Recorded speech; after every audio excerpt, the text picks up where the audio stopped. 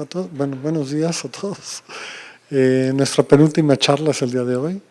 Nos da gusto presentar a Adrián González. Él estudió la carrera aquí en la UNAM, en la Facultad de Ciencias. Después hizo su doctorado en Berlín, en un programa especial. Y luego hizo un postdoctorado en Weizsäcker, en el instituto. Y hace poco, en noviembre más o menos, se incorporó aquí al Instituto de Matemáticas en México. Así es que todavía no lo conocen muchos alumnos, pero la verdad que es muy bueno. Y nos va a hablar sobre probabilidad y genética de poblaciones. Gracias. Pues muchísimas gracias por esta oportunidad. Me da mucho gusto pues, poderles platicar un poquito de lo que hago. Y el título es Probabilidad y Genética de Poblaciones, pero es un título un poco raro. Voy a hablar de genética de poblaciones, que es un área de la probabilidad, ¿no? Desde el principio, la genética de poblaciones nace en la intersección de biología y matemáticas y desde siempre ha sido un lugar que se trabaja con probabilidad, ¿no? Entonces, digamos que esto está contenido en esto. Voy a empezar con el modelo más simple de genética de poblaciones. Tenemos una gráfica aleatoria, en donde, bueno, cada circulito lo pensamos como un vértice y es un individuo, ¿no? Está representando a un individuo. Entonces hay una generación, que es la generación 0, no me importa realmente cuál es, y voy a dibujar las aristas de mi gráfica de una manera muy natural, que es diciendo, bueno, primero tengo que decir que en cada generación, en cada columna, hay siempre la misma cantidad de individuos. Estoy asumiendo que la población es fija, y n va a ser el número de individuos por generación. Y luego voy a conectar a los individuos en mi gráfica, diciendo que dos individuos están conectados si uno es el padre del otro, ¿no? Entonces, cada individuo va a elegir a su padre uniformemente al azar de la generación anterior. La regla es muy simple. Este, por ejemplo, elige a este. Y la segunda regla, o algo que puedo estudiar, es cómo se propagan los tipos o los colores en esta gráfica, ¿no? Entonces, la segunda regla es cada quien le copia su tipo a su padre. Ahora, cada decisión de quién es su padre es una decisión que solo depende del individuo mismo, es decir, tengo toda una construcción independiente. Y esto me permite pensar que la gráfica es infinita hacia los dos lados, ¿no? Es una gráfica aleatoria con n vértices y todos los enteros, n vértices por generación, y el número de generaciones es todos los enteros. La regla, como dije, es cada individuo copia el tipo de su padre. Entonces, si el tipo son los colores, pues lo que sucede es algo como esto, ¿no? Y una vez que tengo mi gráfica coloreada, una cosa que puedo estudiar es la frecuencia de individuos de cierto color o de cierto tipo, ¿no? Entonces, por ejemplo, en este dibujo, puedo estudiar el número de individuos de tipo rosa en cada una de las generaciones. Empiezo en la generación 0, la frecuencia de individuos color rosa es 1/4, luego este individuo tuvo 2 hijos, entonces la frecuencia ahora va a ser 1/2, de nuevo aquí es 1/2, 3/4 y 1.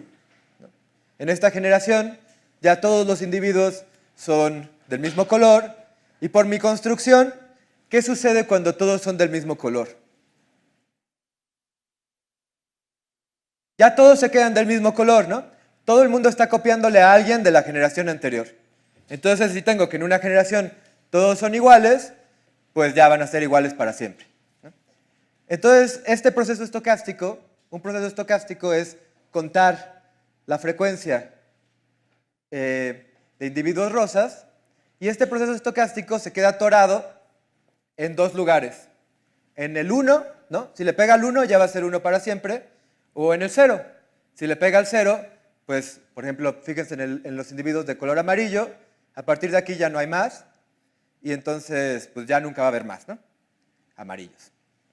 Bueno, básicamente lo que quiero decir con esta explicación rápida es pues cada individuo le copia su tipo a su padre. Por ejemplo, este le copió el rosa a este, agarró uniformemente a su padre de aquí.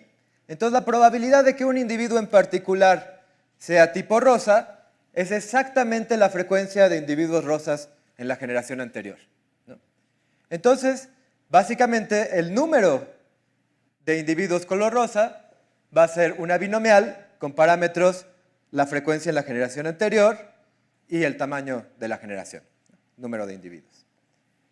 Ahora, tenemos una herramienta muy poderosa para decir qué pasa cuando sumo muchísimas variables aleatorias independientes, que es la ley fuerte de los grandes números, ¿no? Lo que tenemos es esta cosa de aquí arriba, es ni más ni menos que el número de individuos en la generación 1, digamos, el número de individuos rosas. Y lo que estoy haciendo es, pues cada individuo elige a su padre de manera independiente. Entonces cada una de estas variables aleatorias que solo me dice es rosa o no es rosa, pues va a ser independiente, todas tienen la misma distribución, que es 1 con probabilidad x0 y 0 con probabilidad 1 menos x0. Estoy hablando de Bernoullis. Y entonces tengo la ley fuerte de los grandes números, que me dice que cuando hago n, el tamaño de la población, tender a infinito, pues esta cosa converge a su esperanza, ¿no? Es un resultado pues muy intuitivo, la ley fuerte de los grandes números, pero resulta que esto es un teorema con nombre, ¿no? Este es el principio de Hardy-Weinberg, que lo que nos dice es que si tenemos una población en estado neutral, lo que significa que no es mejor el rosa que el amarillo, cada quien está eligiendo más o menos al azar, uniformemente al azar. Lo que nos dice el principio de Hardy-Weinberg es que si hago el tamaño de la población irse a infinito, pues no va a pasar nada, ¿no? Tengo una frecuencia X de individuos tipo rosa y en la siguiente generación voy a tener la misma frecuencia. Es un resultado interesante porque lo que nos dice es que si sí pasa algo, ¿no? Si voy y mido la frecuencia de individuos rosas y luego voy a la siguiente generación y la mido de nuevo y cambió, significa que algo interesante está pasando, ¿no? Que hay selección o alguna mutación, alguna cosa está actuando ahí, ¿no? Entonces este es el principio de Hardy-Weinberg. Y una pregunta que podemos hacer es, ¿por qué Hardy, uno de los grandes matemáticos, el que seguro habrán escuchado, le puso su nombre a un teorema que es, pues, aplicar la ley fuerte de los grandes números y ya, ¿no? Bueno, no sé cuál es la historia, pero lo que sí sé es que la ley fuerte de los grandes números es realmente poderosa, ¿no? Este teorema es anterior a que Kolmogorov axiomatizara la probabilidad y por lo tanto la ley fuerte de los grandes números era un statement de física, no de matemáticas, ¿no? Entonces, seguramente Hardy lo probó con métodos más complicados. Y ahora, pues sí, la prueba de esto es, aplicamos la ley fuerte de los grandes números y tenemos la convergencia y no gastamos nada de tinta, ¿no? Pero bueno, antes de continuar hablando de genética de poblaciones, déjenme desviarme un poquito y convencerlos por qué no es ninguna vergüenza que tu teorema más importante, no es el caso de Hardy, pero que un teorema tuyo se vuelva corolario de la ley fuerte de los grandes números, realmente es normal porque la ley fuerte de los grandes números es como una bomba nuclear, ¿no? Pues, ¿qué dice la ley fuerte de los grandes números? Tenemos variables aleatorias, independientes, que tienen esperanza finita y varianza finita, y lo que tenemos es que la suma, bueno, el promedio, converge a la esperanza, ¿no?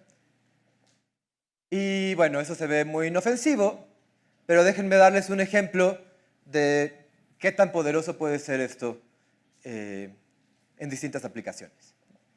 Imaginemos que tenemos estas variables aleatorias que son Bernoulli con parámetro x, es decir, van a ser 1 con probabilidad x y 0 de otra manera, y agarramos una función de 0, 1 a r, la que ustedes quieran, solo que tiene que ser continua.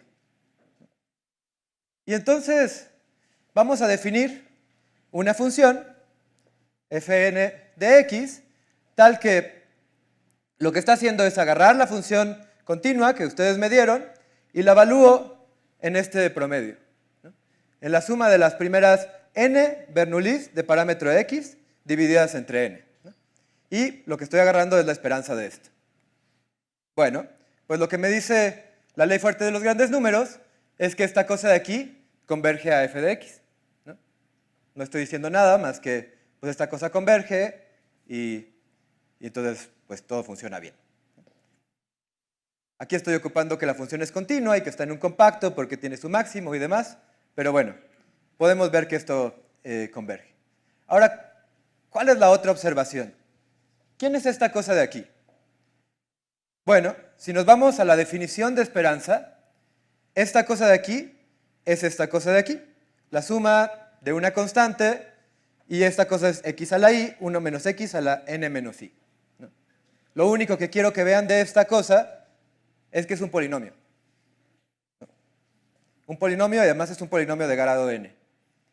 Entonces lo que estoy diciendo, esta cosa de aquí es la prueba, ni más ni menos, que el teorema del Weierstrass, ¿no? Y además es una cosa un poquito más fuerte porque me está dando... El teorema de Weierstrass lo que dice es que los polinomios son densos en las funciones continuas de 0, 1 a los regales, ¿no? Y esta cosa, esta construcción, que nada más usa la ley fuerte de los grandes números, para probar que la convergencia es uniforme tenemos que hacer un poquito más y usar Chebyshev, pero además de probar el teorema de Weierstrass, nos está dando una sucesión, ¿no? Es una prueba constructiva del teorema de Weierstrass, ¿no? Entonces, bueno, nadie dice que el teorema de Weierstrass sea trivial ni nada, ¿no? No le quita nada que sea un corolario de la ley fuerte de los grandes números. Bueno, ese es un pequeña propaganda de la probabilidad, ¿no? La probabilidad es matemática y tiene aplicaciones muy importantes en matemáticas. Y ahora déjenme regresar al tema. Pues lo que nosotros hicimos es fijarnos en qué pasaba en la primera generación cuando el tamaño de la población se hacía grandototote, ¿no? Y ahí vimos que no pasaba nada, ¿no? Que si estaba en x0, mi proceso de frecuencia se quedaba en x0. Es decir, tenía una constante. Bueno, pues cuando uno estudia límites, es bien importante ver en qué escala están estudiando el límite, ¿no? Resulta que si nosotros medimos el tiempo de mi proceso de frecuencia utilizando el tamaño de la población, es decir, un minuto t va a ser n generaciones, donde n es el tamaño de la población. Si nosotros cambiamos a esa escala y mandamos a infinito el tamaño de la población y por lo tanto también estamos reescalando el tiempo, pues entonces tenemos convergencia a un proceso estocástico que es bien interesante, ¿no? Y aquí pues probablemente esto es muy misterioso, esta cosa que tengo aquí abajo. Este es el límite de mi proceso de frecuencia y resulta que es una ecuación diferencial estocástica, ¿no? ¿Qué es una ecuación diferencial estocástica? Probablemente esta es la primera vez que se han topado con una. Y pues tiene dos partes que podemos entender por separado, ¿no? Tiene dxt es igual a una función, mu de xt, que en este caso es la raíz de xt 1 menos xt, y además tiene dbt. dbt es la diferencial con respecto al movimiento browniano, ¿no? Entonces, primera pregunta, ¿quién sería dxt igual a dbt? Esta cosa sería así, el movimiento browniano. Segunda pregunta, ¿qué es el movimiento browniano, ¿no? Bueno, definir el movimiento browniano de manera apropiada, pues tomaría un poco de tiempo, pero se puede ganar intuición sobre él rápidamente. Imaginen una caminata aleatoria. Una caminata aleatoria es un proceso estocástico muy fácil. Sí. Es un proceso estocástico muy fácil en donde, imagínense que hay una persona y en cada tiempo decide si da un paso para arriba o un paso para abajo, ¿no? Y decide con probabilidad 1/2 ir hacia arriba y con probabilidad 1/2 ir hacia abajo, ¿no? Entonces, pues es fácil imaginar una caminata aleatoria, es una trayectoria que va por ahí, a veces se va a ir muy para arriba, a veces se va a ir muy para abajo. Y entonces el movimiento browniano no es más que el límite cuando hacemos la distancia entre los pasos muy chiquita y el tamaño de los pasos muy chiquito, ¿no? Es decir, mi caminante aleatorio cada vez va a estar caminando más rápido y cada vez va a dar pasos más chiquitos, ¿no? Y el tamaño, la manera en la que hacemos chiquito el tiempo es 1 entre n y el espacio lo hacemos chiquito 1 entre raíz de n. No importa mucho, pero estamos tomando escalas distintas en el tamaño de los pasos y la velocidad a la que los da, ¿no? Bueno, pues resulta que creo que todo el mundo se puede imaginar una caminata aleatoria y piensen en un movimiento browniano como pues una caminata aleatoria con pasos súper chiquitos y súper rápidos, ¿no? Es el límite de estas cosas. Entonces, bueno, ya tenemos un ingrediente de mi ecuación diferencial estocástica. Ahora falta el otro ingrediente, ¿no? Una ecuación diferencial con respecto a un browniano. ¿Qué es eso? Pues para tener una intuición de qué es eso, pensemos en dxt igual a mu dxt dt.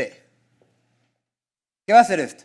Bueno, pues si tenemos dxt igual a dt, lo que vamos a tener es simplemente xt es la identidad. Y lo que nos está diciendo esta cosa de aquí es qué tan rápido me muevo sobre la identidad, ¿no? Esta función, por ejemplo, en este punto, tal vez dice, no, pues apúrate, ¿no? Muévete muy rápido. Y en este punto tal vez dice, no, aquí muévete lento, ¿no? Entonces, podemos pensar que esta cosa es pues una reparametrización de la identidad. Y esto es algo que ustedes conocen muy bien. Es una ecuación diferencial ordinaria. Tal vez escrita de una manera un poquito extraña, pero es exactamente lo que es. Y entonces vamos a pensar esta cosa exactamente de la misma forma. Alguien nos da una trayectoria de un movimiento browniano, que se ve como así, y entonces esta regla nos dice qué tan rápido nos movemos sobre ella, ¿no? Es una reparametrización de mi trayectoria del movimiento browniano, ¿no? Digo, todo esto es con muchas aproximaciones, pero creo que da una idea de qué objeto estamos hablando, ¿no? Para nada es una explicación formal. Y entonces, en el caso que nos ocupa, tenemos que esta es mi función mu, x1 menos x, ¿no? Bueno, la raíz. ¿Y qué le pasa a esta cosa? Pues esta cosa se vuelve 0 en 0 y se vuelve 0 en 1. Acuérdense de dónde viene. Es el límite de mi proceso de frecuencia, ¿no? Entonces es bueno que se haga 0 en 0 y en 1, ¿no? Porque es cuando te fijabas o desaparecías. Y además, en el 1 medio, está aquí a la mitad, alcanza su máximo, que es 1/4, ¿no? Entonces esta cosa, como se ve, pues básicamente es un movimiento browniano cerca del centro, pero cuando se va acercando a las orillas, se va haciendo lento, lento, lento, lento, lento, lento, lento, hasta que pega y ya ahí se queda pegado para siempre, que es un evento de fijación. Vale. Pues también podemos estudiar nuestra gráfica aleatoria, pero en sentido contrario, ¿no? Recuerden que yo la definí para acá y para acá, ¿no? ¿Y cómo la estudiamos en sentido contrario? Pues ya no tiene sentido que cada individuo le copie, o sea, ya no tiene sentido la coloración hacia este lado, ¿no? Si yo coloreo aquí, pues ¿cuál va a ser el color de este? ¿Quién sabe?, ¿no? Entonces ya un proceso de colores no es buena onda, ¿no? ¿Sí se ve lo que estamos haciendo? Por ejemplo, estos dos eligieron a este como su padre, este eligió a este como su padre y este eligió a este como su padre. Todos eligieron uniformemente al azar. Entonces, ¿cuál es el proceso estocástico correcto para viajar hacia atrás en el tiempo? Pues resulta que lo que sí podemos hacer es contar el número de ancestros de una muestra. ¿Qué significa esto? Pues empezamos con 4, ¿no? Aquí empecé con todos en este dibujo, y luego, una generación atrás, resulta que estos dos eran hermanos, ¿no? Entonces ya solo tengo 3 ancestros en esta generación que son ancestros de toda mi muestra, ¿no? Y si me sigo yendo, si me sigo yendo para atrás, pues resulta que estos dos eran primos, ¿no? Aquí encontraron a su ancestro común, estos dos. Y entonces ahora ya solo tengo 2 ancestros en la generación -2, que son los ancestros de toda mi muestra. Y si me voy una para atrás, en este dibujo, aquí encontré el ancestro común de absolutamente todos. Y este es un buen proceso, porque si yo conozco el número de ancestros en esta generación, puedo saber cuál es la probabilidad de tener tantos ancestros en la anterior. Es lo que se llama un proceso de Markov, lo que quiere decir que va decidiendo a cada paso, bueno, lo que quiere decir más o menos, va decidiendo a cada paso cuál es su siguiente lugar, sin importar lo que había sucedido antes, ¿no? En fin. Entonces, el proceso que nos va a interesar para viajar hacia atrás es el del número de ancestros. Y este proceso resulta que también converge en la misma escala, es decir, hago el número de individuos por generación tender a infinito y mido el tiempo en el tamaño de la población, mando esto a infinito y resulta que esta cosa también converge y converge a algo que es central en el área de genética de poblaciones, que se llama el coalescente de Kinman, ¿no? Y el coalescente de Kinman nos emociona muchísimo por dos razones. Una, porque es un límite universal de procesos de ancestría. Esto quiere decir que, pues, no sé, un biólogo podría decirme, ¿a poco tú sí crees que los individuos eligen uniformemente al azar a su padre en la generación anterior, ¿no? Eso está como muy raro que los hijos elijan a sus padres y no sé qué, ¿no? O podría decirme, ¿por qué asumes que la población es constante a través de las generaciones, ¿no? Eso no es cierto en ninguna población. Bueno, el coalescente de Kinman nos gusta muchísimo porque es un límite universal. Ustedes pueden cambiar este modelo muy radicalmente y todavía converger al coalescente de Kinman. Ya si se esfuerzan mucho, se salen de su clase de universalidad. Pero el punto es que el coalescente de Kinman es una excelente aproximación para la ancestría de muchísimas poblaciones reales, ¿no? ¿Y qué es?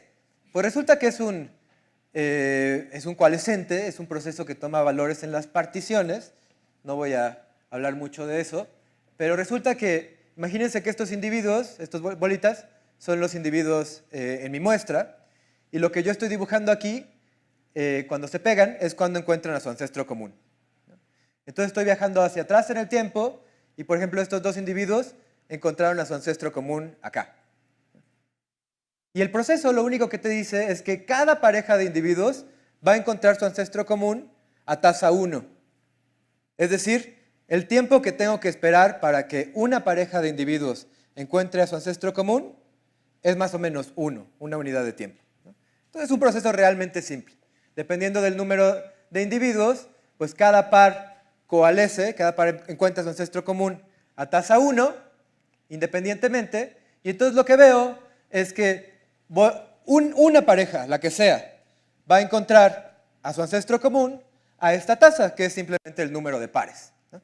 Cada par encuentra a su ancestro común a tasa 1, tengo esta cantidad de pares, pues esa es la tasa a la que alguien va a encontrar a su ancestro común, ¿no? Y entonces paso de tener n ancestros de toda mi muestra a tener n-1 a esta tasa. Y es todo lo que puede suceder, ¿no? Este coalescente, este proceso, nos gusta muchísimo porque es muy simple, ¿no? Es universal y es muy simple. Entonces se puede calcular muchísimas cosas de él. Por ejemplo, una pregunta muy lógica es, si yo agarro una muestra, ¿cuánto tiempo tengo que esperar para que todos ya tengan un ancestro común, ¿no? ¿Cuánto tengo que esperar para el ancestro común de mi muestra? Y con el coalescente de Kinman, esto es un cálculo de una línea, ¿no? No quiero ahondar mucho en los detalles. Básicamente lo que tengo que hacer es esperar al primer evento de coalescencia, luego al segundo, luego al tercero. Pues resulta que el tiempo hasta el primer evento de coalescencia, pues si tengo n, es más o menos 1 entre el número de pares, que es lo que aparece aquí, y esta cosa se hace una suma telescópica, es un cálculo elemental, y lo que tengo es que el tiempo hasta el ancestro común, en el coalescente de Kinman, de una muestra de tamaño n, es 2 veces 1 menos 1 entre n. Es decir, imagínense que n es grandísimo. Imagínense que yo le pregunto a Kinman, ¿cuántas generaciones tenemos que esperar todos los que estamos en este cuarto para encontrar a nuestro ancestro común? Pues Kidman me va a decir, más o menos 2. ¿No? Entonces, ¿qué significa? O sea, ¿por qué sigo estando orgulloso de este modelo? ¿No? ¿Significa que todos somos primos? Pues no. Recuerden que había un pequeño detalle en cómo medíamos el tiempo. ¿No? Nuestro proceso de número de ancestros tenía la escala Tn. Es decir, lo que me está diciendo Kidman es que si tengo una muestra de tamaño 1000, básicamente tengo que esperar 2000 generaciones, ¿no? N es 1000, el tiempo que tengo que esperar en el límite es 2, entonces básicamente tengo que esperar 2000 generaciones para encontrar el ancestro común de una muestra de 1000, ¿no? Bajo la hipótesis de que el coeficiente de Kidman es un buen modelo para la muestra en particular. Bueno, esto es una probadita del área general de genética de poblaciones. Y ahora les quiero contar algo más particular sobre mi investigación. Y antes de eso les voy a platicar algo sobre uno de los experimentos más padres de los que yo he leído, que se llama el experimento de Lenski, ¿no? La historia del experimento de Lenski es, pues está Lenski en Estados Unidos, hace más o menos 30 años, y pues Lenski es un científico que cree en la evolución, como los científicos deberían de hacer, pero en Estados Unidos pues ya saben que no siempre es el caso, ¿no? Y entonces, pues estaban los que creían en la evolución y los que no, y entonces los que no creían en la evolución, bueno, los que creían en la evolución decían, hay muchísimas evidencias de que la evolución existe, ¿no? Tenemos fósiles y podemos ver cómo los changos en este fósil pasan a changos que se parecen más a nosotros y luego a nosotros, y hay esa historia de la evolución a través de los fósiles, ¿no? Y entonces el que no creía en la evolución dice, ah, pues bueno, eso está padre, pero no hay ni una prueba científica de que la evolución existe, ¿no? Y el que sí creía en la evolución le dice, ¿cómo que no hay pruebas científicas? Mira mi fósil, ¿no? Y entonces el otro dice, no, eso no es una prueba científica. Una prueba científica tiene que ser con el método científico, ¿no? Fair enough, ¿no? ¿Y qué es el método científico? Pues necesitas un experimento en donde tú predigas qué va a suceder y sea repetible. Y entonces el que no creía en la evolución ya se sentía un campeón, porque para hacer un experimento con evolución necesitas esperar muchísimo tiempo, ¿no? Pero pues Lenski, muy listo, se le ocurrió hacer justamente eso, un experimento acerca de la evolución. Probar experimentalmente que la evolución existe. Y es el padre de la evolución experimental, ¿no? Y su experimento es muy simple. Lo que hace es agarrar Escherichia coli, que es un tipo de bacteria, la pone en un medio de glucosa mínima, lo que significa que es un medio muy simple, con poquita glucosa,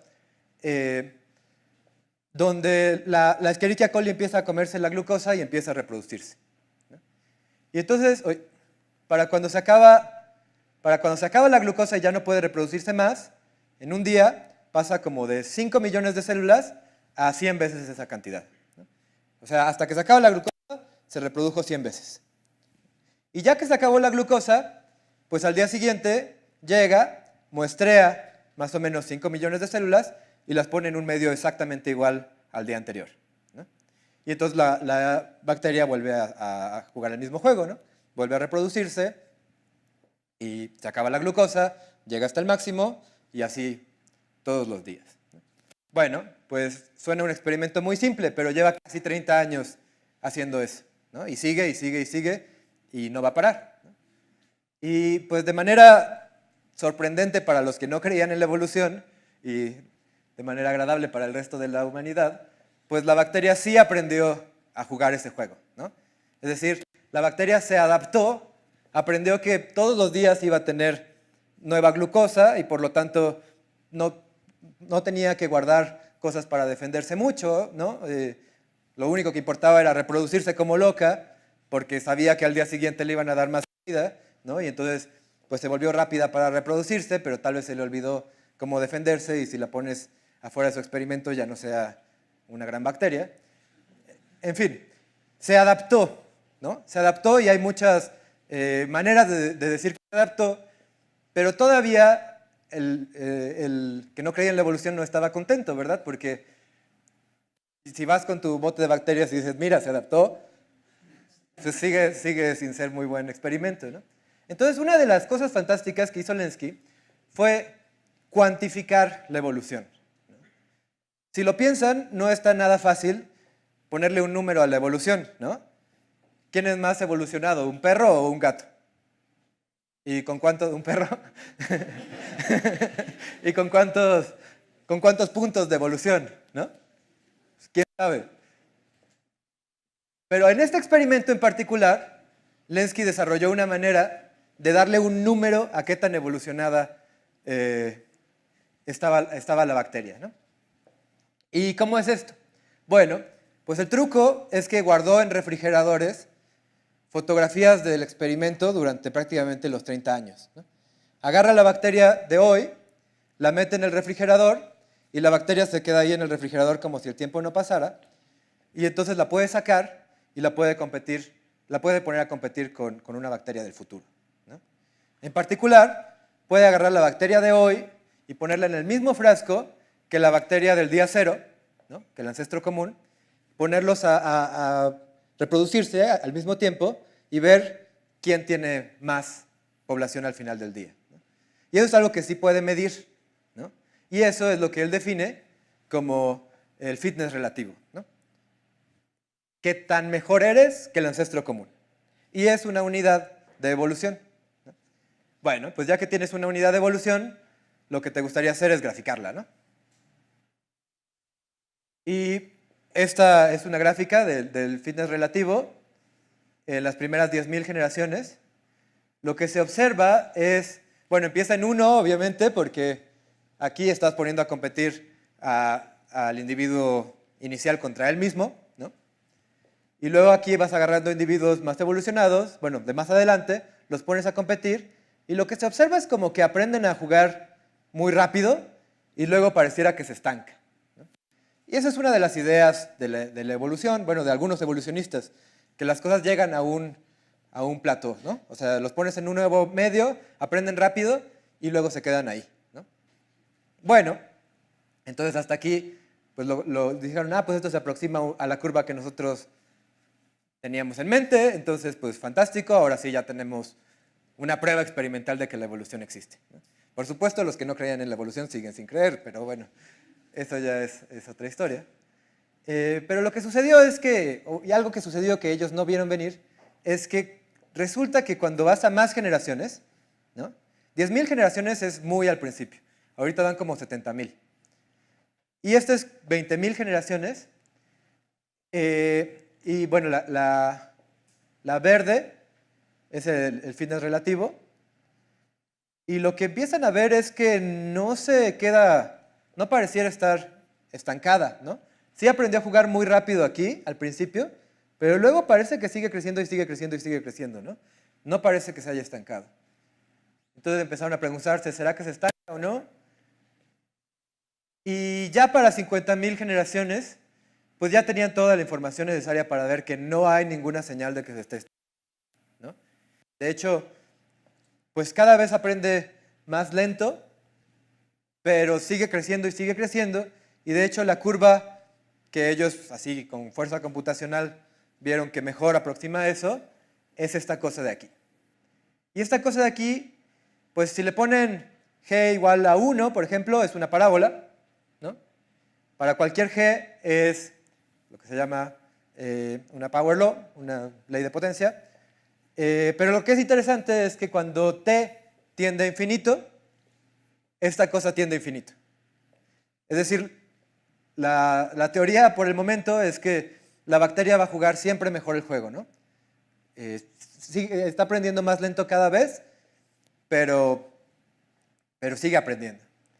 Y entonces Lenski y sus colaboradores dijeron, pues miren, no es tan sorprendente, porque sí se está yendo a infinito, y lo que está haciendo que cada vez se vaya más lento son dos factores un poco misteriosos que se llaman interferencia clonal y epistasis, ¿no? Eso es lo que decían en este paper Weiser, River, Kilensky, que en realidad esto debería de irse como una línea, pero hay una cosa que se llama epistasis y una cosa que se llama interferencia clonal, que están haciendo que cada vez sea más difícil aprender.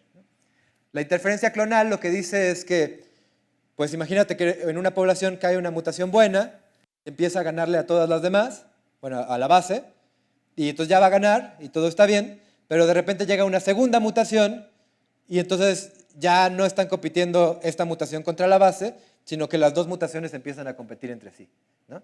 Y entonces pues tardan mucho más en fijarse. Entonces eso es interferencia clonal. Y epistasis básicamente lo que dice es que tienes que considerar que las nuevas mutaciones suceden en un contexto. O sea, no puedes decir, una mutación tiene 3 puntos, no importa cuándo suceda, ¿no? Y en particular, ellos lo que dicen es, entre más evolucionado está pues, la bacteria, más pequeñas van a ser las mutaciones que sufran. Es decir, las nuevas mutaciones les van a dar poquita nueva ventaja. En fin. Bueno, aquí es donde empieza nuestro proyecto. Nosotros vimos ese paper y dijimos, pues, ¿cuál será la curva que describe mejor al fitness relativo? Y, pues, ¿cuáles son las razones de esta desaceleración, ¿no? ¿Cuáles son los factores? Pues ya nos dijeron que hay 2, interferencia clonal y epistasis, pero ¿será que si hacemos un modelo especialmente para estudiar el experimento de Lenski, vamos a ver una desaceleración de todas maneras? Esta era como, ¿qué pasa si agarramos un modelo matemático, probabilístico, que describa el experimento, ¿no? ¿Cuál va a ser la curva que nos va a predecir? Si no le ponemos nada complicado, ¿no? Si no le ponemos epistasis, si no le ponemos interferencia clonal, ¿cuál es la curva que esperamos? ¿Cuál es la curva neutral? Y esto es lo que les quiero platicar, ¿no? ¿Cómo se modela el experimento de Lenski desde el punto de vista de genética de poblaciones? Y como siempre, cuando uno hace un modelo, lo que quieres es que sea lo más realista posible y pues que también lo puedas estudiar, ¿no? Entonces, pues los ingredientes que le pusimos a nuestro modelo es la cantidad de individuos al principio del día, era 5 millones, le ponemos una n fija, la que nosotros queremos, pero está fija, ¿no? Todos los días empieza la misma cantidad de individuos. Luego los individuos se reproducen, se parten, y la reproducción se detiene cuando la glucosa se acaba. Y esto lo modelamos diciendo cuando más o menos hay 100 individuos, 100 veces la cantidad de individuos, ahí paramos la reproducción, ¿no? Y luego, para pasar de estos 100 veces n a un nuevo día, pues lo único que hacemos es un muestreo uniforme, ¿no? Es decir, de alguna manera estamos abstrayendo las propiedades esenciales del experimento, ¿no? ¿Cómo se ve esto? Pues empezamos con n, aquí puse 5, porque 5 millones pues no se veía tan bonito. Dejamos que se reproduzcan, ¿no? Cada quien se reproduce independientemente a tasa 1, cada vez que nace un nuevo individuo también se reproduce independientemente a tasa 1, y en algún momento llego a la capacidad del medio, que es gamma veces, bueno, 100 veces la cantidad inicial, tampoco llegué a 100 veces porque sería feo el dibujo, y luego para pasar al nuevo día, pues solo muestreo, ¿no? Es decir, de estos que llegaron al final del día, pues agarro de nuevo 5. Y estos nuevos individuos hacen lo mismo que hicieron el día anterior, ¿no? Tengo estas cosas. Bueno, pues si vemos esto rápidamente, podemos pensar que no estamos tan cerca de lo que les platiqué al principio, pero pues un truco muy simple ya te regresa al principio, que es simplemente, pues no te fijes en todo lo que pasó en medio del día, solo conecta a cada individuo al principio del día con su ancestro al principio del día anterior. Entonces, si nos olvidamos de todo lo que había en medio, pues ya tenemos poblaciones de tamaño n y podemos aplicar toda la maquinaria pesada de genética de poblaciones, ¿no? Y tenemos una regla para ir tan lejos como queramos. Bueno, pues ya que tenemos esto, algo que podemos o que queremos hacer es decir, pero no todos los individuos se reproducen igual de rápido, ¿no? Justo queremos modelar que haya mutantes que son mejores que la población base.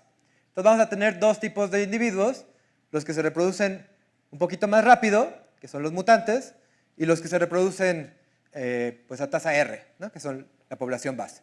Tenemos una población base, se reproduce a tasa R, y de repente llega un mutante que se reproduce más rápido y quiere conquistar la población. Esta es la regla de detener el tiempo, que ya se las había comentado, y en fin. Como se ve esto tenemos dos tipos de individuos, los mutantes y los básicos. Los mutantes tardan menos tiempo en producir un nuevo individuo, y la regla de detener el tiempo es la misma que antes, ¿no? Cuando la población total llega a 100 veces la población inicial, detengo el tiempo. No me importa si son mutantes o si son básicos, ¿no? Entonces, claro, los mutantes tienen ventaja porque se reproducen más rápido, ¿no? Y luego muestreo, llego al siguiente día y puedo hacer esto para siempre. Fíjense que como empiezo con un mutante y la cantidad de individuos en la población no es 5, sino 5 millones, casi siempre el mutante va a desaparecer muy rápido, ¿no? Al final del día, rápido, pues mi muestreo uniforme le va a dar preferencia a los 5 millones menos 1 que al 1, que era un poquito mejor, ¿no? Entonces la mayoría de los eventos de mutación se van a ir borrando. Pero bueno, una pregunta que uno puede hacerse casi inmediatamente es, si empiezo con un mutante, si en la generación 0 tengo un mutante, ¿cuántos mutantes espero tener en la generación 1? ¿No? Bueno, espero tener más de 1, porque recuerden que mi mutante se reproduce a esta velocidad, que es mayor a la que se reproduce en la población base. Pero lo que vemos aquí es ya una historia de desaceleración, ¿no? ¿Cuántos espero tener? Espero tener 1, el que ya tenía, y un poquito más. Un poquito más, aquí tenemos la diferencia entre la velocidad a la que se reproducen, y está multiplicado por esta cosa de aquí.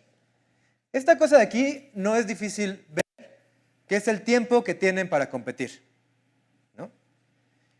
R es la velocidad a la que se reproduce la población base, ¿no? Entonces, si ustedes ven cuánto tiempo va a tardar en producir 100 veces n, pues va a tardar logaritmo de gamma de 100, entre r, la velocidad a la que se reproducían. Y lo que estoy diciendo aquí, la parte roja, es la ventaja que tiene el mutante sobre la población básica. Y lo que es verdaderamente interesante es que aparece la R aquí abajo. ¿Por qué? Lo que quiere decir esto es que al principio, R es la velocidad a la que se reproduce la población base, ¿no? Entonces al principio, cuando no está adaptado, cuando la bacteria no está adaptada, pues R es muy chiquito, ¿no? Se reproducen lento. Entonces la ventaja del mutante es muy grande. Por otro lado, cuando ya la población está muy adaptada, pues esta cosa se vuelve muy pequeña.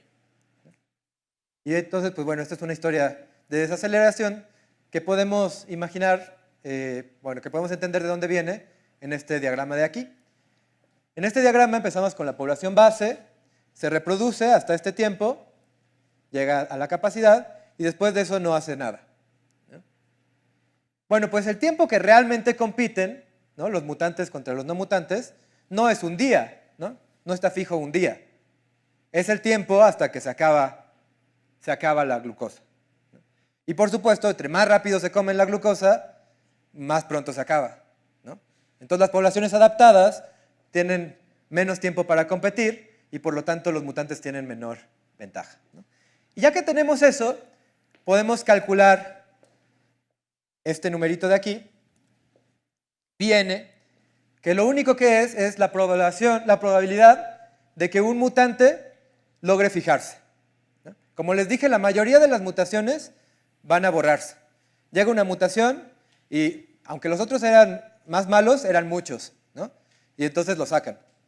Y entonces, por ejemplo, aquí lo que estoy dibujando es, aquí sucedió una mutación, empieza a tener éxito, pero no lo logra, porque los otros le echan un montón y se borra, ¿no? Luego llega otra mutación y se vuelve a borrar. Llega otra y se vuelve a borrar. Y de repente aquí llega una y esta sí que tiene éxito. Pero lo que les expliqué es que la probabilidad de éxito es inversamente proporcional a lo que yo llamaba R en la diapositiva anterior, ¿no? A la velocidad a la que se reproduce la población base, ¿no? Entonces, el número de fracasos que tengo aquí va a ser más grande entre más adaptada esté la población, ¿no? Y de aquí, pues como estos están sucediendo muchísimos, y estoy sumando variables aleatorias independientes, pues regresando al principio, solo tengo que preguntarle a la ley fuerte de los grandes números qué pasa en la escala, ¿no? ¿Qué pasa en el límite de escala? Entonces, estas son las escalas de interés. Y resulta que en el límite, todos estos eventos de fracasar muchas veces y de repente tener éxito, hacen un promedio y tengo convergencia a una cosa, que es esta función de acá, que lo que me está diciendo es que el fitness relativo que mi modelo predice es esta curva determinista de aquí. Y pues tiene muchas constantes. Esta gamma es 100, es el tamaño de la población. R0 es la velocidad a la que la base inicial se reproducía, es decir, qué tan rápido se reproducían los individuos al tiempo 0. Y esta cosa es el tiempo, ¿no? Básicamente lo que tengo es 1 más una constantota multiplicando a t.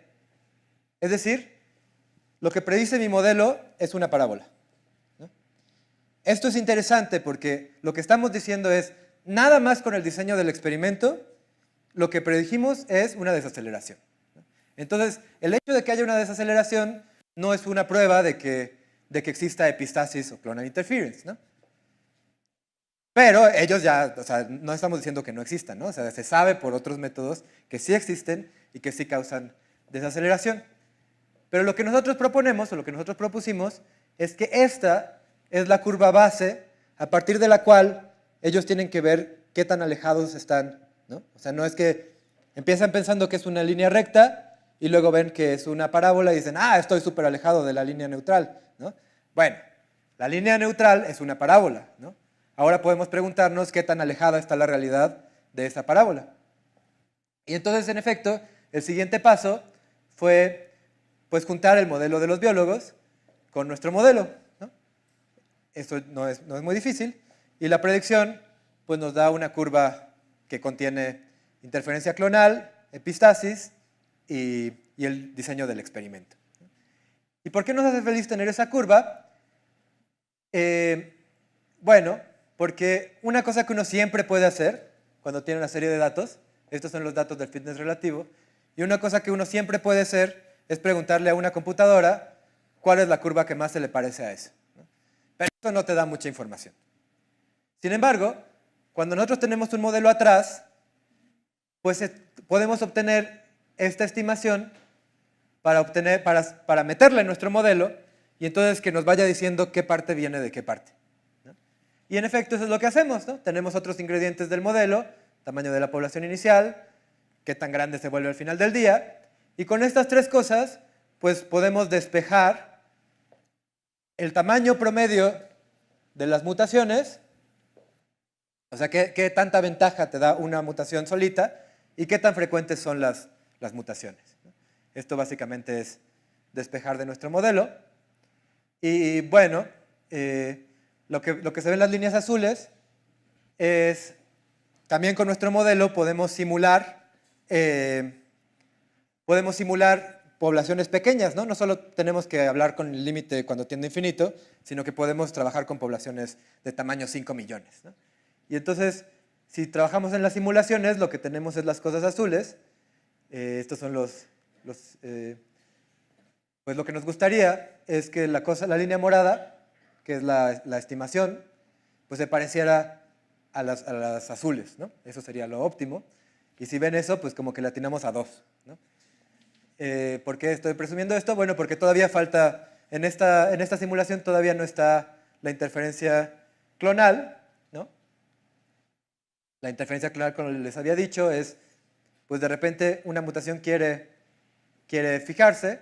Por ejemplo, esta tal vez sí se iba a fijar, pero llegó otra que era mejor y ya se ponen a discutir entre ellas dos y eso hace que tarde más, ¿no? en dar un salto mi proceso.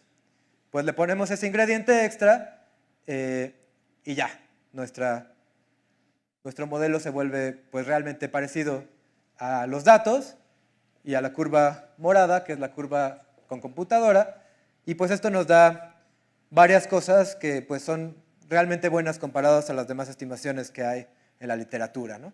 Nos da el tamaño medio de las mutaciones. Estas son las mutaciones observables, es decir, las que no se borraron por eventos de interferencia clonal, y estas son las reales, ¿no? Hubo muchas mutaciones que se borraron por interferencia clonal. Y gracias.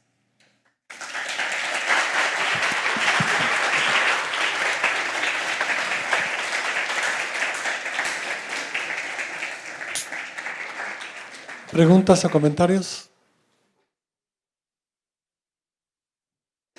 ¿No? ¿Nadie? Oye, la Q, ¿cómo la de...? Ajá. Correcto, sí. Oye, ¿la Q cómo queda determinada? ¿Cómo? Aparece la Q en la fórmula que escribiste al final, ¿no? Bueno, como dos últimas transparencias. Antes. La Q la sacamos de... Antes. Donde apareció por primera vez. Sí. Antes de esta. Tienes toda la razón. La Q lo que nos dice... Ajá, exactamente. La Q es la medida de la epistasis, ¿no? ¿Epistasis qué significa? ¿Qué tanta ventaja pierdes de un paso al otro, ¿no? Es decir, lo que ellos dicen es, en el paso 7, la mutación te va a dar 7 puntos, ¿no? Bueno, por decir algo. Y en el 8 te va a dar 6, ¿no? Va bajando. ¿Qué tanto va bajando? Es lo que se mide con la Q. Es decir, la Q es la medida de epistasis, y lo que nosotros estamos diciendo es, sí hay epistasis, sí hay interferencia clonal, pero también hay el diseño del experimento que está jugando un papel. ¿Algún otro comentario o pregunta? ¿No?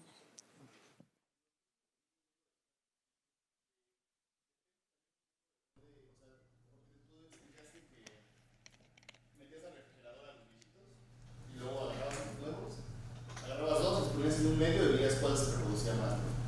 Pero ¿cómo escoges el medio? Porque qué tal que, o sea, yo quiero decir, quiero ganar, quiero que los bichitos ganen, y los pongo en un medio donde yo sé que son donde están más adaptados. Entonces, ¿cómo mides eso? Porque en realidad es nada más, o sea, digamos que la cuestión de medir la evolución, que es más evolucionar un gato o un perro, pues depende de dónde los pongas, ¿no? O sea, si no puedes decir que uno está más evolucionado que el otro. Por supuesto, la evolución depende, es adaptarse a un medio en particular, ¿no? Y entonces la respuesta particular es, los ponen en el mismo medio que siempre han estado, ¿no?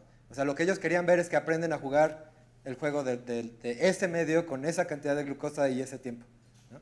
Pero tienes toda la razón, o sea, que sean mejores jugando ese juego no significa que sean los mejores del mundo, ¿no? Pero sí significa que puedes elegir los medios de manera correcta para resolver problemas que te interesan, ¿no?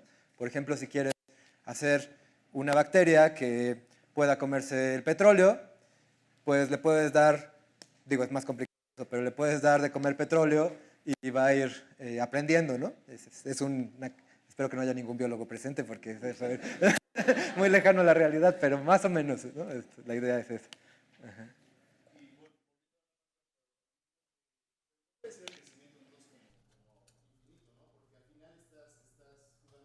Y no puede haber un proceso de síntesis de glucosa hipereficiente, o sea, está restringido por la termodinámica, ¿no? Entonces... Sí. Eso es totalmente un debate abierto, ¿no? O sea, lo único que dice es que hasta ahora no hay evidencia de que eso se vaya a detener, ¿no?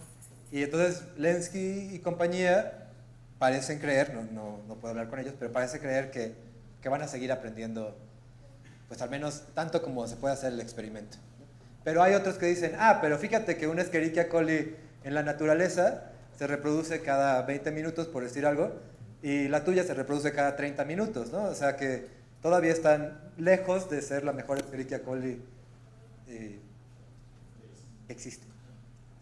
Pero es un debate La evolución experimental te enseña una fotografía de la evolución. No puedes decir que entiendes evolución porque entiendes evolución experimental. Sí. Hay muchos modelos, así como en esto, que vayan creciendo, pero con un comportamiento asintótico, o sea que cuando mandes la curva no se vaya infinito. ¿La curva de qué? Del crecimiento, o sea que sí siga creciendo, pero que no se vaya infinito, así como decías. Ah, bueno, sí, las primeras aproximaciones, en los primeros dibujos que enseñé, lo que decían es que la curva que mejor lo describía era una curva hiperbólica. Una hipérbola. Que lo que hace es acercarse mucho a una asíntota y luego sigue creciendo, pero ya, o sea, no crece infinitamente. Esa era como la primera idea que ellos tenían de la curva que debía de funcionar. Y ahora la curva que parece es una que se va a infinito, una power law. ¿Otra pregunta? No, nadie. Bueno, pues agradecemos a Adrián otra vez, por favor.